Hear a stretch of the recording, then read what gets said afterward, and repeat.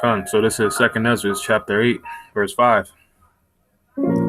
For thou hast agreed to give ear, and art willing to prophesy. See that? That's the kind of attitude that we should always strive for. Always having an inclination to hear and willing to prophesy. That's a big thing. All right. So that's beautiful right there. You got to be willing to prophesy. You can't be in the spirit of, it's like a chore.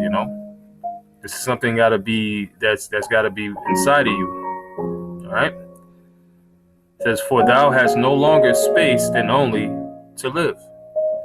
O Lord, if thou suffer not thy servant, that we may pray before thee, and thou give us seed unto our heart, and culture to our understanding, that there may come fruit of it, how shall each man live that is corrupt, who bear the place of a man? For thou art alone, and we all one workmanship of thine hands, like as thou hast said. For when the body is fashioned now in the mother's womb, and thou givest it members, thy creature is preserved in fire and water, and 9 months doth thy workmanship endure, thy creature which is created in her. He's talking about the process of conception, the process of pregnation, all right, inside of the womb of a woman when she conceives seed. All right. It says about 9 to 10 months. Okay. That's the work of the Most High. You don't know how the Most High, allows your own body and members to be fashioned. That's the power of the Heavenly Father, Yahweh Bashem Yahushai.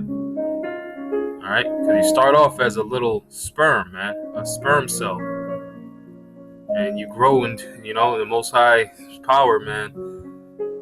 He grows you into a living being, man. We all came from this. You understand that? So that's the Heavenly Father, Yahweh Bashem Yahushai. We're not here on our own volition, man. We're here for a greater purpose. All right. It says, but that which keepeth and is kept shall be both preserved. So shall both be preserved. And when the time cometh, the womb preserved delivereth up the things that grew in it. Birth. We all went through this. All right. For thou hast commanded out of the parts of the body, that is to say, out of the breast, milk to be given, which is the fruit of the breast, that the thing which fashioned may be nourished for a time, till thou disposest it to thy mercy. Wow. So you go from that phase of being an infant to a so-called toddler into a young